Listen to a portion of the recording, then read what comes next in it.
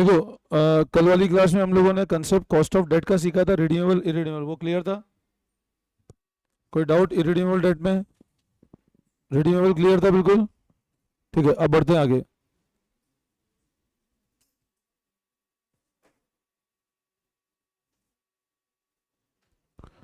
अब अगर लिखो cost of preference shares,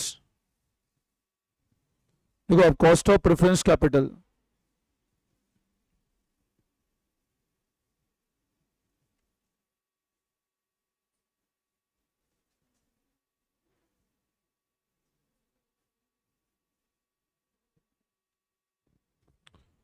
cost of preference capital,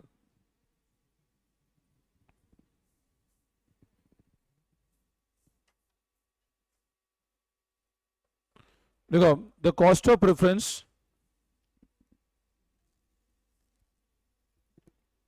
the cost of preference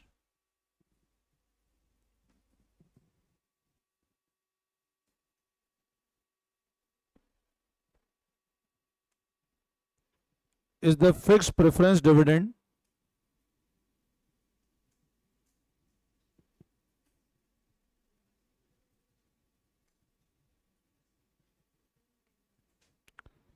payable on preference shares। Preference की कॉस्ट क्या होगी? जो प्रेफरेंस को अपन डिविडेंड दे रहे हैं, प्रेफरेंस की कॉस्ट क्या होगी? जो प्रेफरेंस को क्या दे रहे हैं अपन लोग? डिविडेंड।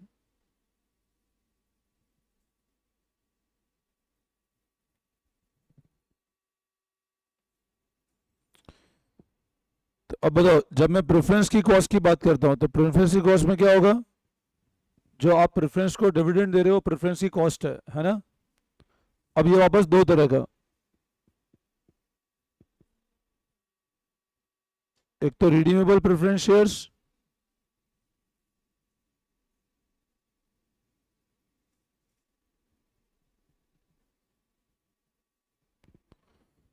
प्रेफरेंस कैपिटल दो तरह का, एक तो रिडीमेबल प्रेफरेंस और एक इरिडीमेबल प्रेफरेंस।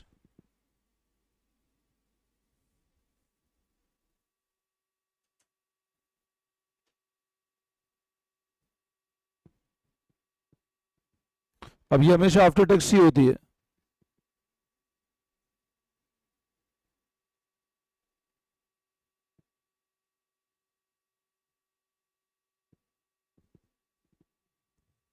यहाँ पे पीडी मतलब preference dividend, this is always after tax, इसको आफ्टर टैक्स करने की जरूरत नहीं है ना।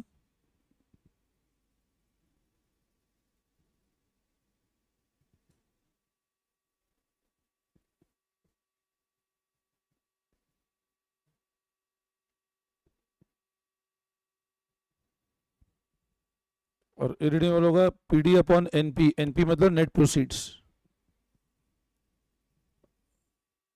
और preference cost is always after tax.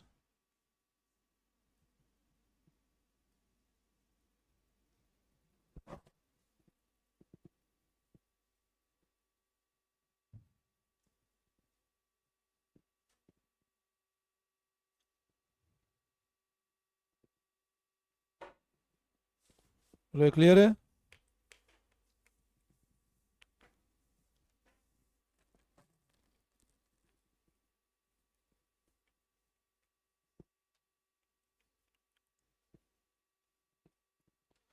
तो प्रेफरेंस की कॉस्ट दो तरह से, एक तो रिडीमेबल प्रेफरेंस, एक इरिडीमेबल।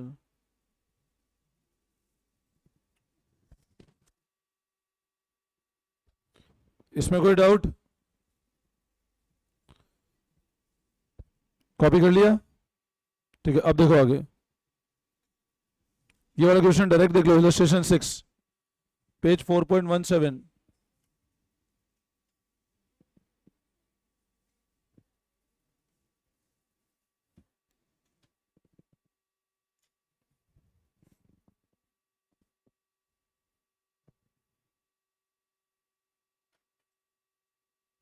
देखो डायरेक्ट इलस्ट्रेशन नंबर 6, यहीं पे समझ लो इसको। XYZ limited issued 2010% preference share of 100 each, 10% preference share 100 का एक, तो बोलो प्रेफरेंस का डिविडेंड कितना हुआ? क्या रेट पे इशू कर रहे हैं? 95 कुछ गिवन है, नेट प्रोसीड 95 ही हो जाएगा, तो direct PD upon net proceed, तो 10 अपॉन 95, आंसर कितना आया, है ना, करवा नहीं रहा है ना। इलस्ट्रेशन 6 लिख लो आप बस, page number 4.17, illustration number 6 page number 4.17। Illustration 7 देखो, ये बहुत इजी है।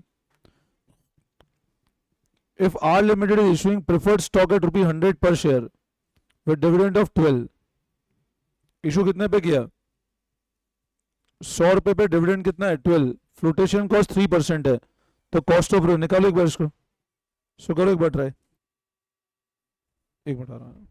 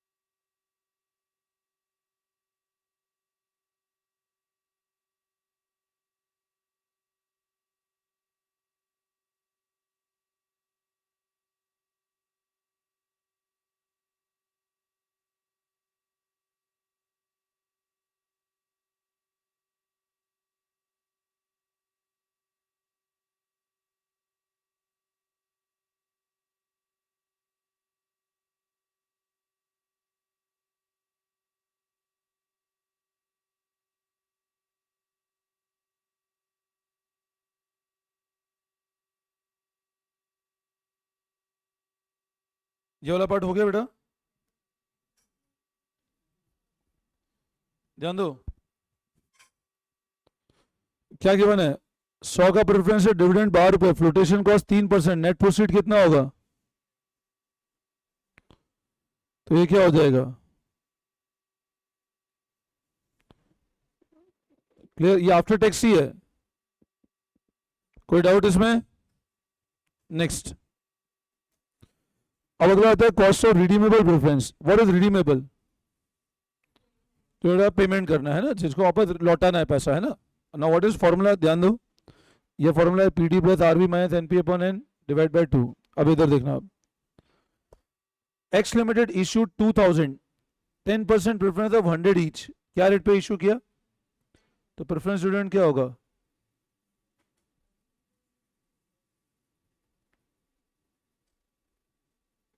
95, रिडीम करना है 10th ईयर पे, मतलब लाइफ कितनी है,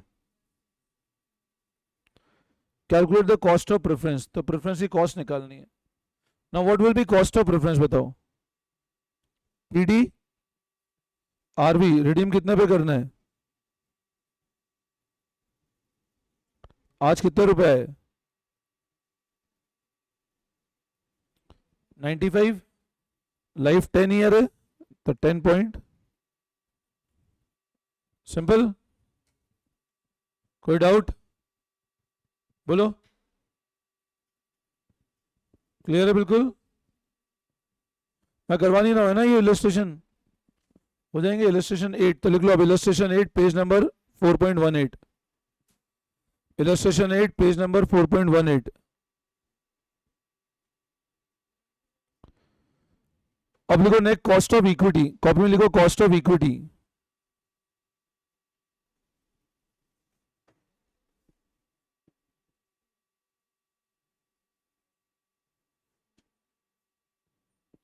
अब देखो जब हम लोग बात करते हैं कॉस्ट ऑफ इक्विटी की, तो पता है कॉस्ट ऑफ इक्विटी को कैलकुलेट करना सबसे ज्यादा टेक्निकल, और मतलब प्रेफरेंस और डिबेंचर में तो क्या होता है, अमाउंट फिक्स होता है, बट इक्विटी में क्या होता है, अमाउंट वेरिएबल होता है, आप इक्विटी को कितना डिविडेंड दोगे वो पता नहीं, दैट इज ऑलवेज वेरिएबल, तो जब हम कॉस्ट ऑफ इक्विटी निकालते हैं तो उसके अलग अलग मेथड्स हैं, तो लिखो आप।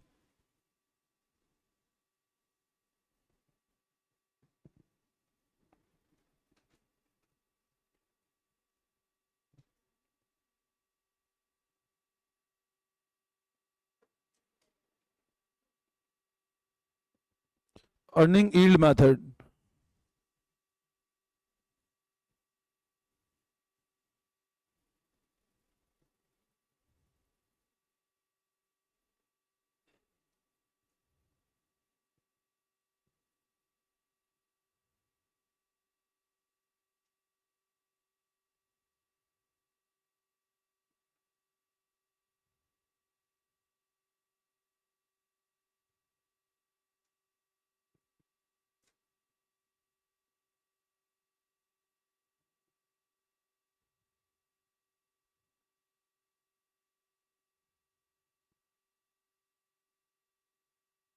डिविडेंड प्राइस प्लस ग्रोथ, ये मेथड लिख लो एक बार, अर्निंग यील्ड मेथड।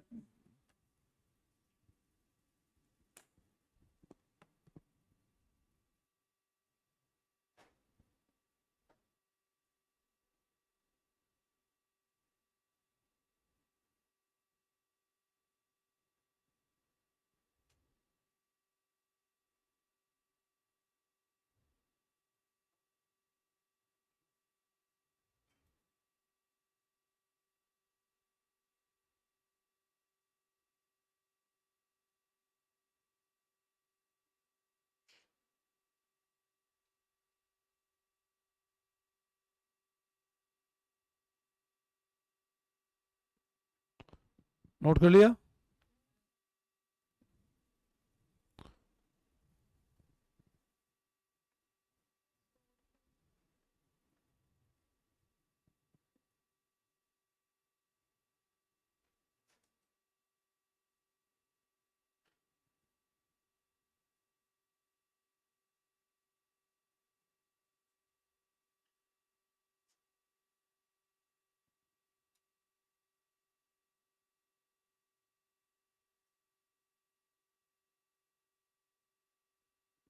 कर लिया नोट?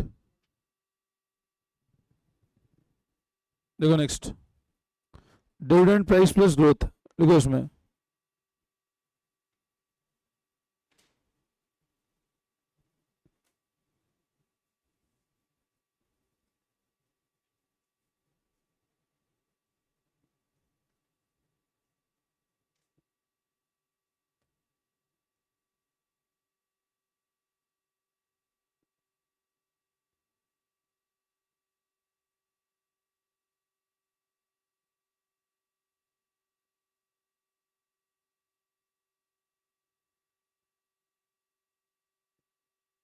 पहले लिख लो फिर समझा रहा हूं मैं ना इसको।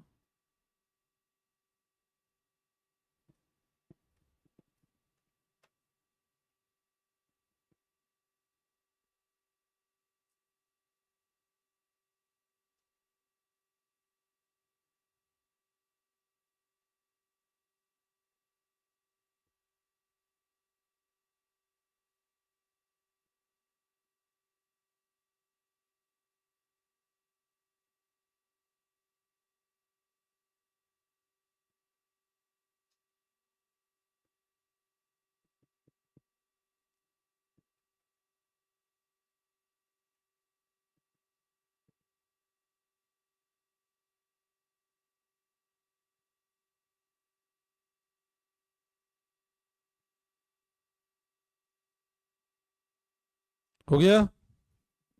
ठीक है, अब ध्यान दो एक बार सब लोग। देखो, पहला method earning yield approach, formula EPS upon MPS. अब इसमें पता है क्या है, कॉस्ट ऑफ इक्विटी निकालने के लिए हमेशा ध्यान रखना जो इंफॉर्मेशन गिवन है उस हिसाब से कॉस्ट निकलेगी, बट जो सबसे ज्यादा यूज होगा मेथड, वो मेथड नंबर ये वाला होगा, सबसे इंपॉर्टेंट ये वाला है, डिविडेंड प्राइस प्लस ग्रोथ, जिसको एक और नाम से जानते हैं डिविडेंड डिस्काउंट मॉडल। क्या बोलते हैं बेटा? अब इसमें क्या होता है, केई का फॉर्मूला होता है D1 अपॉन पी प्लस जी। क्या फॉर्मूला है? D1 अपॉन, जहां D1 का मतलब होता है एक्सपेक्टेड डिविडेंड, ध्यान से सुनना, D1 का मतलब होता है एक्सपेक्टेड, अभी एक्सपेक्टेड मतलब क्या हुआ, आने वाले साल का डिविडेंड।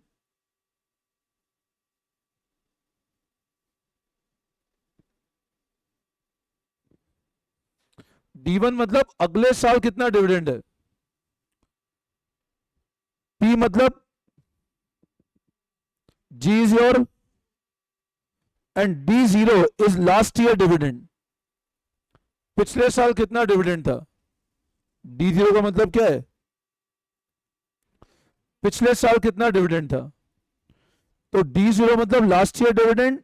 अब ये मेथड इस अजम्पशन पे बेस्ड है कि डिविडेंड जो पे करते हैं वो एवरी ईयर क्या करता है, अगेन ग्रो भी करता है।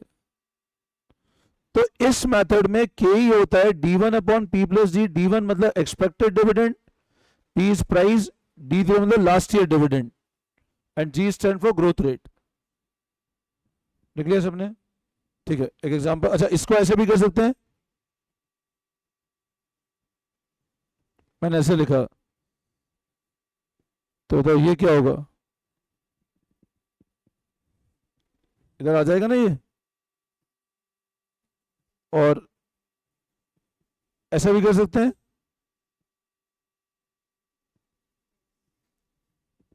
ये और लिख लो आप इसी के नीचे, K minus G equal to D1 upon P और P equal to D1 upon K minus जी।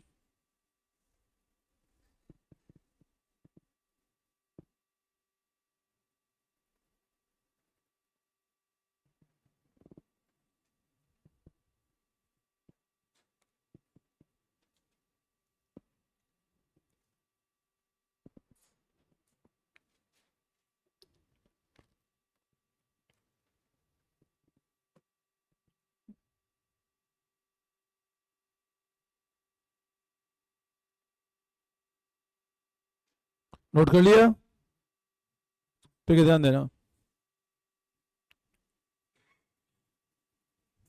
ध्यान दो। इलस्ट्रेशन नंबर 9,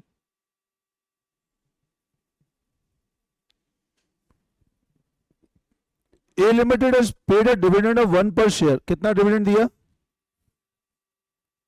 क्या फेस वैल्यू थी, लास्ट ईयर, मतलब लास्ट ईयर कितना डिविडेंड दिया, ध्यान देना। D0 कितना है, 1। आगे बढ़ो, expected to grow at 10% every year, growth कितनी है, calculate the cost of equity if market price is 55, price कितनी हो अगर, ध्यान दो, के ही क्या होता है, ये होगा। और D1 last year dividend given है ना, लास्ट ईयर, पिछले साल 1 रुपए मतलब D0, तो D1 कितना हो जाएगा, व्हाट इज योर D0,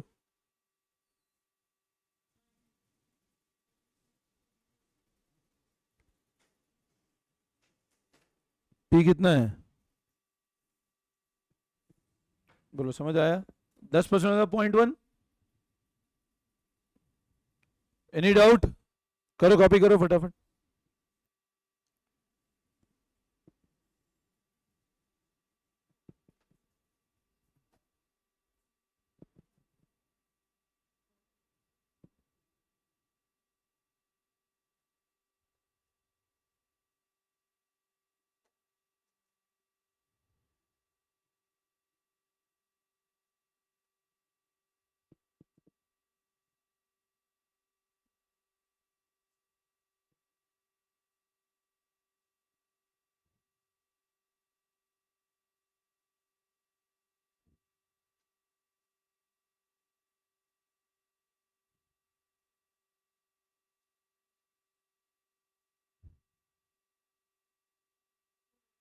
हो गया,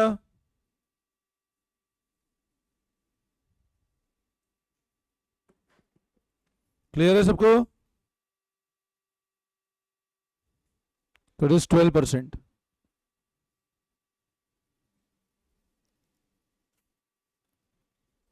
अच्छा एक पॉइंट लिख लेना नोट करके,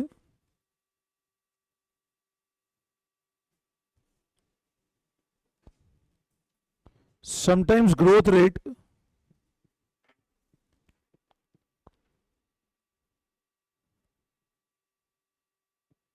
is not given in question. बहुत सी बार growth rate given नहीं होती है.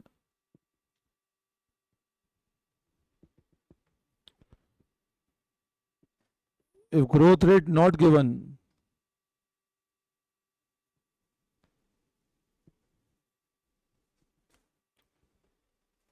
it will be.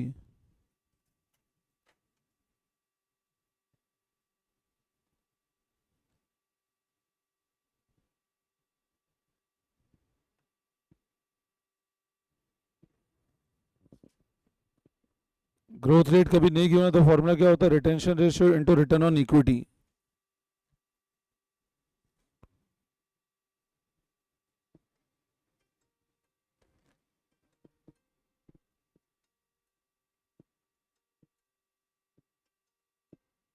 One minus पे आउट रेशियो.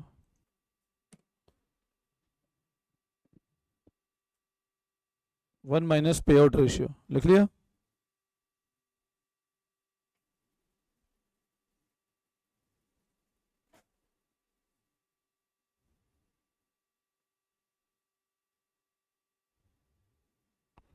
तो ग्रोथ रेट गिवन नहीं होती है. अगर ग्रोथ रेट नहीं गिवन है तो निकालने का तरीका क्या है? Retention ratio into ROE. और रिटेंशन क्या होता है? वन माइनस पे आउट. ये कंसेप्ट मैं भी आगे बता दूंगा इसको क्या कंसेप्ट है ये वाला, है ना. बड़ी नोटिंग कर लो आप. ये नोट कर लिया? लिख लिया सबने?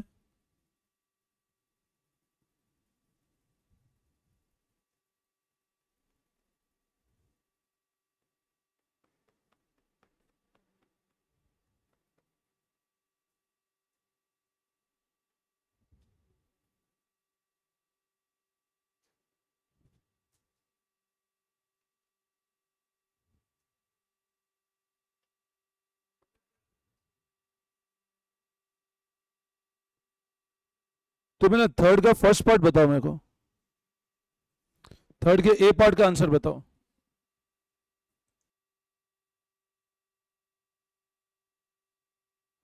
देखो फर्स्ट पार्ट, इक्विटी क्या रेट पे चल रहा है? 25. तो पी 25 रुपए, डिविडेंड 2 रुपए और ग्रोथ 6% है. तो क्या होगा?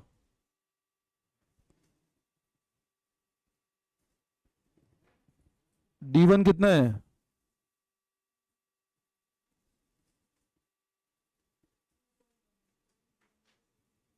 ये क्या ही हो जाएगा? 2 into 1.06 upon 25 plus 0.06, 14 point. Third का ए पार्ट कर रहा हूं, सेकेंड पार्ट अभी नहीं करना है. सेकेंड पार्ट भी कर लेते हैं, चलो. वाईटीएम मेथड नहीं, शॉर्टकट मेथड से ही कर लेते हैं. थर्ड का ए पार्ट तो लिख लो, P25 D2 G6%. तो क्या हो जाएगा? D1 अपॉन P प्लस जी.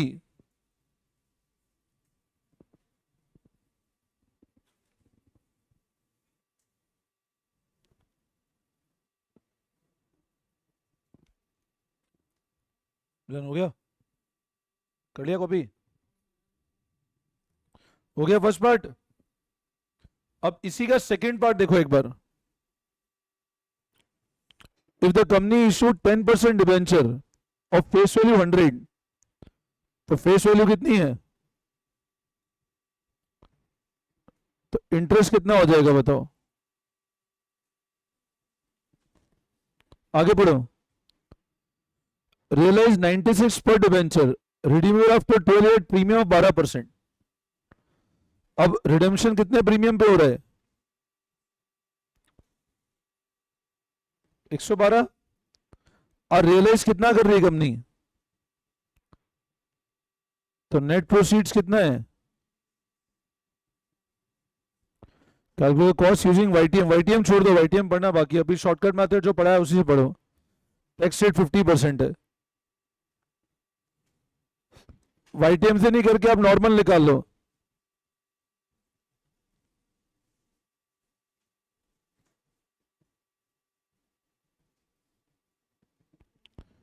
इंटरेस्ट 10,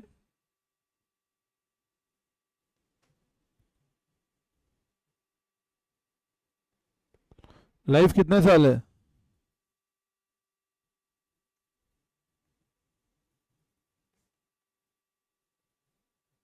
कितना आ रहा है बताओ,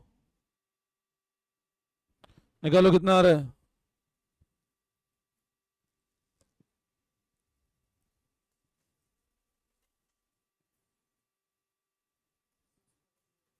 6 पॉइंट।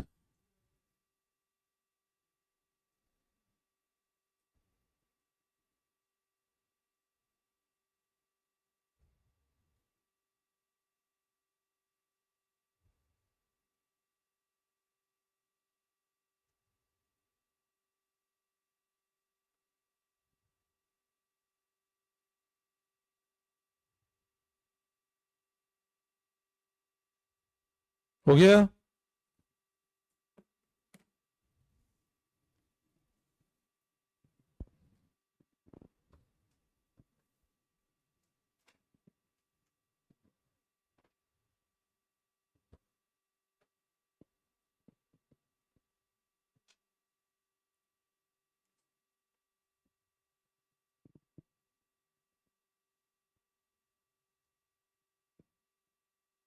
हो गया।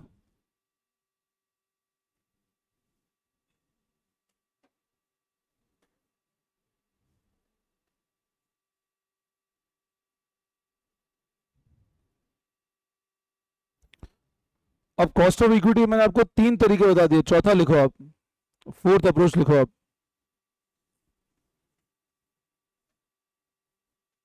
CAPM method, so the capital asset pricing method।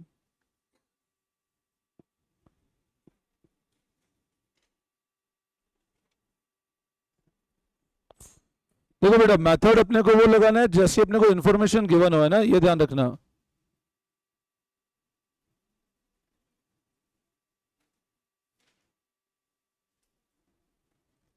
RF plus beta RM minus RF।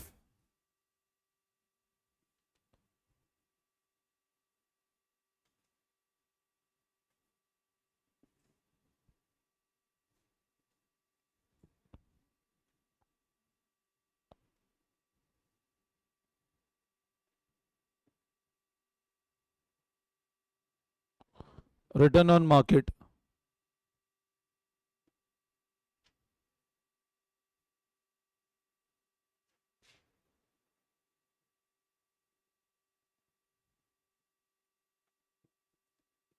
देखो फटाफट।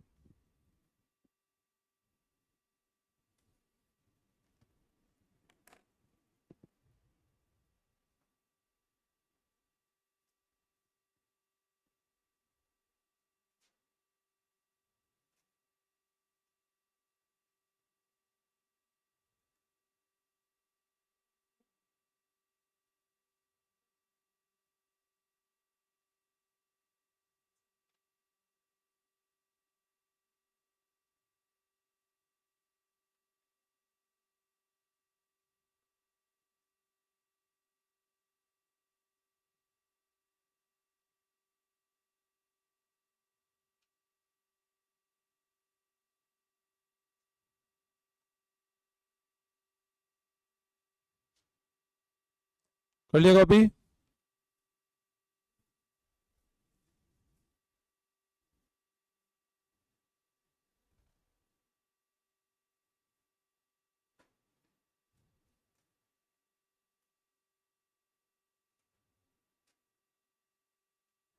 हो गया। तो ध्यान दो, formula RF plus beta RM minus RF। यहां फॉर्मूले का लॉजिक क्या है? इस RF का मतलब होता है रिस्क फ्री रिटर्न। देखो, RF मतलब रिस्क फ्री। जैसे मान लो मैंने बैंक में FD कराई, बिना कोई रिस्क लिए, बैंक वाला बोलता है हम आपको 10% का ब्याज देंगे, तो बिना कोई रिस्क लिए में कितना रिटर्न मिल रहा है? मतलब कोई रिस्क नहीं, 10 तो मिलेगा ही सही, ये रिस्क फ्री। RM मतलब मैंने क्या बोला? Return on. अब मैंने कहा नहीं यार, मेरे को बैंक की FD नहीं चाहिए, मेरे को मार्केट में पैसा डालना है, इक्विटी में डालना है पैसा, तो इक्विटी में डाल रहा हूं तो कितना रिटर्न मिल रहा है? वो कहलाता है RM, the return on market. मतलब मार्केट में अगर मैं इक्विटी में जा रहा हूं तो कितना रिटर्न मिल रहा है? वो RM होता है मेरा। अब क्या होता है, आज जैसे मान लो मैं ऐसा बोलता हूं, मैंने बैंक की एफडी छोड़ के रिलायंस कंपनी का शेयर खरीदा, तो रिस्क है। तो रिलायंस के लिए पहले मेरे को कहां जाना पड़ेगा, मार्केट। मार्केट में कौन सी कंपनी वर्क कर रही है। अब मार्केट का मतलब होता है निफ्टी। आज क्या होता है, निफ्टी भी शेयर की तरह मार्केट में ट्रेड होता है, आप चाहो तो निफ्टी भी खरीद सकते हो। तो निफ्टी को बोलते हैं मार्केट। और निफ्टी का हमेशा ध्यान रखना, एक अभी क्या मैं बहुत डिटेल में नहीं जा पाऊंगा इस कंसेप्ट, बाकी ये कंसेप्ट बहुत डिटेल तुम फाइनल में पढ़ोगे। बेसिकली ये जो होता है ना, दिस बीटा, इसको बोलते हैं बीटा। ये रिस्क का मेजर होता है, ये रिस्क का मेजर होता है। मतलब मार्केट में जब इन्वेस्ट करते हो तो हर कंपनी में कितने रिस्क है वो बीटा बताता है। तो beta stand for a risk factor. Beta क्या चीज है आपका। अब हमेशा एक बात ध्यान रखना कि मार्केट का जो बीटा होता है वो हमेशा 1 होता है, स्टैंडर्ड है। मार्केट का बीटा क्या होता है, 1। बीटा मतलब रिस्क, रिस्क होती है सिस्टमैटिक रिस्क। तो मार्केट का जो बीटा होता है हमेशा कितना होता है, 1। अब मान लो मैंने ऐसा बोला, रिलायंस कंपनी है, उसका बीटा 1.2 है। इसका मतलब क्या है, रिलायंस मार्केट से कितनी ज्यादा रिस्की है। अभी आप सब समझ लो, मार्केट का बीटा हमेशा कितना होता है, 1। और कोई कंपनी का बीटा 1 से ज्यादा है, इसका मतलब मार्केट से ज्यादा रिस्कियर है, मतलब मार्केट से तेज चलती है। देखो सीएपीएम मेथड का formula K equal to R F plus beta R M minus R F. यहां पर यह ध्यान रखना, जब मैं बात करता हूं इसका मतलब होता है रिस्क। मार्केट का बीटा हमेशा कितना होता है, स्टैंडर्ड। अच्छा अगर मान लो मैं कहता हूं रिस्क फ्री, मान लो बैंक की एफडी कराई मैंने, वहां कोई रिस्क है क्या, तो उसका बीटा क्या होता है, हमेशा 0। बीटा बताता है कोई भी स्टॉक का मार्केट के साथ रिलेशन क्या है, मार्केट रिलेशन विथ स्टॉक, ये कौन बताता है, बीटा। अगर स्टॉक का बीटा 1.2 है, अज्यूम करो स्टॉक का बीटा कितना है, 1.2 है। इसका मतलब अगर मार्केट 10% अप जाता है तो स्टॉक कितना अप जाता है, मार्केट में 10% मूवमेंट आता है, स्टॉक में कितने का मूवमेंट आता है। मान लो कोई स्टॉक का लेट से बीटा 2 है, मतलब मार्केट अगर 10% अप जाएगा तो स्टॉक 20% अप जाए, मतलब मार्केट से तेज चलता है स्टॉक। और कोई स्टॉक का बीटा नेगेटिव है तो मार्केट से अपोजिट जाता है स्टॉक। जिसमें एग्जांपल है गोल्ड, गोल्ड का जनरल रिलेशन मार्केट से अपोजिट होता है। तो ये क्या बहुत डिटेल में तो फाइनल में आएगा, एक चैप्टर आता है पोर्टफोलियो मैनेजमेंट, वो सीए में भी है और सीए में भी है, फाइनल में एफएम में, तो वहां तुम लोग पढ़ोगे। बट अभी मेरे को मुद्दा ये है, फॉर्मूले का लॉजिक है रिस्क, इसका मतलब होता है risk premium. R M minus R F का मतलब क्या होता है, रिस्क प्रीमियम। तो R M minus R F में रिस्क प्रीमियम किसका, मार्केट का। आई बात समझ में। तो लॉजिक क्या है कि बैंक की एफडी पे क्या, मैंने कहा मेरे को 10% रिटर्न तो बिना कोई रिस्क लिए मिल रहा है, तो अगर मैं मार्केट में जाऊंगा तो रिटर्न ज्यादा चाहिए, तो बिना कोई रिस्क लिए कितना रिटर्न मिल रहा है मेरे को, उसको बोलते हैं रिस्क फ्री। अब मैंने कहा अगर मैं रिलायंस में इन्वेस्ट करता हूं, वो मार्केट से कितना तेज है, और मार्केट मेरे को निफ्टी मेरे को बोलता है आप निफ्टी में इन्वेस्ट करो। निफ्टी तुमको पता होगा मतलब 50 स्टॉक का एवरेज होता है निफ्टी। निफ्टी एवरेज बोलता है 15% रिटर्न हम लोग जनरेट करके दे देंगे। निफ्टी क्या बोलता है, मेरे अंदर पैसा लगाओ कितना रिटर्न मिल जाएगा। मतलब निफ्टी में कितना रिटर्न मिलता है, बैंक की एफडी कितना मिल रहा है, तो निफ्टी पे जाने के लिए कितना रिस्क मेरे को extra, risk premium of market. मतलब मार्केट में इन्वेस्ट करता हूं कितना रिस्क प्रीमियम है, R M minus R F 5। Market में इन्वेस्ट नहीं, रिलायंस में इन्वेस्ट करना है, तो रिलायंस का बीटा कितना है, तो मैंने कहा इसमें मार्केट से रिस्की स्टॉक है, तो मैंने कहा मार्केट में जाने के लिए 5% एक्स्ट्रा रिस्क लेना पड़ रहा है मेरे को। तो निफ्टी में जाऊंगा या रिलायंस में जाऊंगा तो कितना चाहिए, इनटू 1.2। तो फॉर्मूला क्या बना?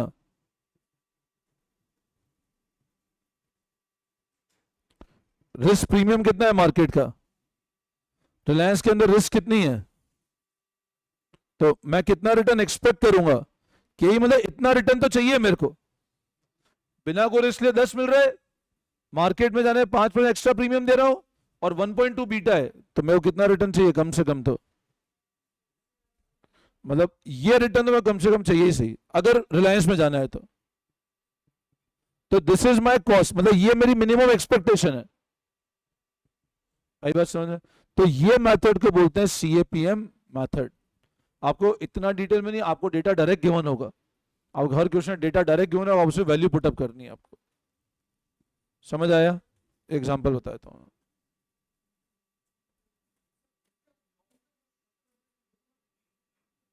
Generally long term equity mutual funds के केस में ज्यादा काम आता है बीटा और ये सब में ज्यादा ना। अब देखो इसको समझना चाहो ना तो मैं क्वेश्चन और देख लेते हैं फटाफट। देखो आप, रिस्क फ्री रिटर्न कितना है, मार्केट रिटर्न कितना है, के 15% है, बीटा निकालना है, हो जाएगा आराम से।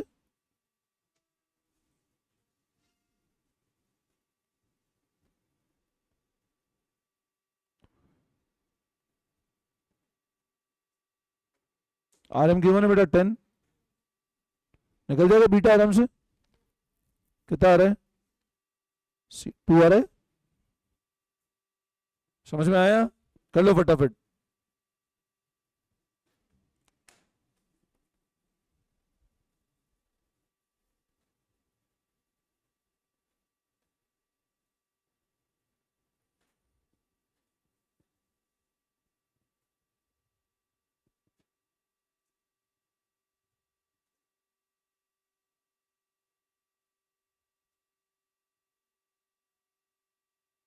हो गया?